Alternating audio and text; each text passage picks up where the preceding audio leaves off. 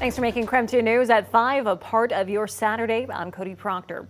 Well, the sun returned to Spokane today, helping melt some of the ice that's built up on the roads, the sidewalks, and the doorsteps around our area. But we're looking at another round of winter weather expected to move in. Let's start off with meteorologist Michelle Boss for a look at the rest of our weekend forecast. Yeah, the sun's having to work extra hard because temperature-wise, we are still well below freezing and have been all day today after starting off in the teens this morning in Spokane. Here's a look at current temperatures right now across the region, and we're only at 20 right now in Spokane, and with not a lot of cloud cover, temperatures are going to be dropping pretty rapidly this evening and overnight. Already in the teens right now, 13 in Moses Lake, 15 in Grand Coulee, 18 in Sandpoint, and 17 in Coeur d'Alene. As far as any clouds or precipitation, things are really quiet right now. They had a little bit of snow overnight in the Seattle area. Very cold weather out there as well, but things are going to be turning more active starting tomorrow. We do have winter weather advisories for the Washington and Idaho Palouse down towards the Lewiston area, Central Panhandle Mountains. Nothing heavy, as you can see there. Lookout Pass may pick up about 4 inches from Sunday afternoon into Monday morning, but for the Spokane and Coeur d'Alene area, I think it should be under 2 inches by the time it's all said and done Monday morning. Temperature-wise, we are looking at chilly readings again this evening and overnight. We'll be down to the teens and even single digits for a low. And it looks like snow returning Sunday afternoon and Sunday night could mean a slick commute for your Monday morning. Michelle, thank you so much. Meantime, here in Spokane, snowplow crews continue to work on clearing the ice off of the roads and the snow as well. City crews just wrapped up a targeted plow of Browns Addition about an hour ago. The city worked from 10 this morning until 4 this afternoon, trying to remove the compacted ice from the neighborhood. They're planning to work during the same time period tomorrow. Now, during the plow, people living in the neighborhood should move their cars off of the north-south streets to allow crews to work. In a KREM 2 exclusive tonight, a man suspected of shooting and killing a Providence nurse speaks out from jail. The nurse had been caring for the man's grandmother inside their West Spokane home when he was shot and killed Thursday. A suspect spoke exclusively with KREM 2's Kyle Simchuk from behind bars.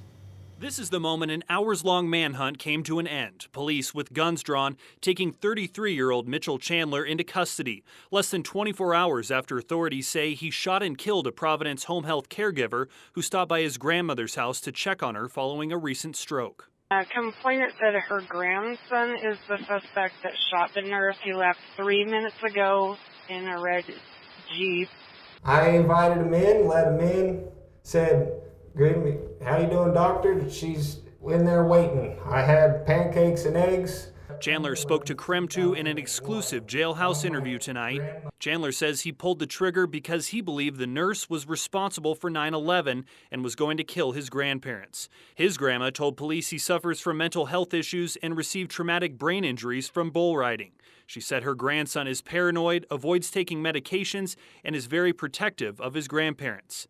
After the shooting, police say Chandler took off in his grandparents' red Jeep, which police found in a church parking lot off the Sunset Highway.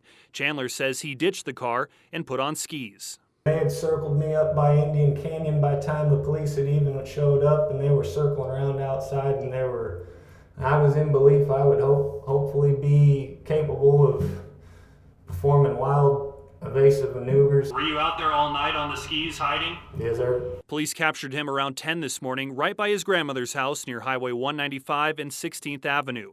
The nurse caring for his grandma had been with Providence for nearly 20 years. In a statement to KREM 2, Providence says they are heartbroken over the death and are supporting the nurse's coworkers who are also devastated by the tragic loss of their friend and colleague.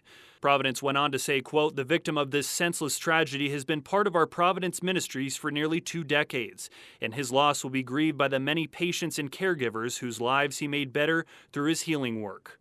Chandler showed little remorse during our interview. I would plead not guilty to murder in the form of fashion of murder would be killing somebody who didn't deserve to die. He seems to think he'll be a free man soon.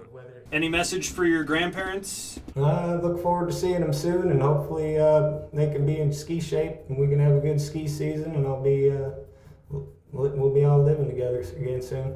Again, police saying the shooting was completely unprovoked. Chandler is being held on $1 million, charged with second-degree murder. In West Spokane, Kyle Simchuk, KREM 2 News. Kyle, thank you so much. Airway Heights police are investigating after a body was found on State Route 2. Around 5 o'clock yesterday evening, police responded to a call about a car stopped in the median on US 2. A witness told police they saw a man get out of the car and collapse on the ground. When they arrived, police found the man unresponsive. Airway Heights PD does not know how the man died, but says there was blood at the scene. The Spokane County Sheriff's Office is helping in the investigation. This is a developing story, and we'll continue to bring you the latest as we learn more. A terrifying moment caught on camera. Take a look at this. A coyote caught on camera attacking and dragging a 2-year-old girl outside her California home. This shocking video was actually captured on a Ring camera. The little girl survived the attack and is back home from the hospital tonight recovering. Neighbors are reeling from it, saying coyotes aren't a rare sight in their area, but nothing like this has ever happened before. Our neighbor carries pepper spray, and he has a smaller dog, and he had to pepper spray the coyote, I think what Alan said last week? Yeah. He had to spray the coyote last week with pepper spray. And I mean, we have a really high fence, which kind of guards the property a bit, but yeah, they're definitely out and they're definitely hungry. The coyote has not yet been trapped as of the last update. Officials with California Fish and Wildlife's Natural Resource are working on tracking the animal down. The little girl received a rabies shot as a precaution. Tonight, all eyes are on Georgia ahead of next Tuesday's Senate runoff. Early voting closed in the state yesterday, and some believe record turnout could give the Democratic candidate an edge. The result of this election will decide the extent of the Democratic majority in the Senate. CBS's Bradley Blackburn brings us the latest on the race tonight. Lines wrapped around the building at some Georgia polling sites Friday as voters made their choice between Democratic incumbent Senator Raphael Warnock and Republican challenger Herschel Walker. Democracy is at stake. Georgia broke a single-day early voting record Friday, and some 1.8 million Georgians have already cast ballots ahead of Tuesday's runoff. That's thought to favor Warnock, who has pushed supporters to vote early. We cannot let our foot off the gas, not even for a moment. You vote for me, we all get to the promised land. Hanging in the balance whether Democrats will have a true majority in the U.S. Senate. Former President Obama has been on the campaign trail, and in Massachusetts, President Biden stopped by a Union phone bank Friday and was making calls to Georgia. We have to win this election. It will give us 51 votes.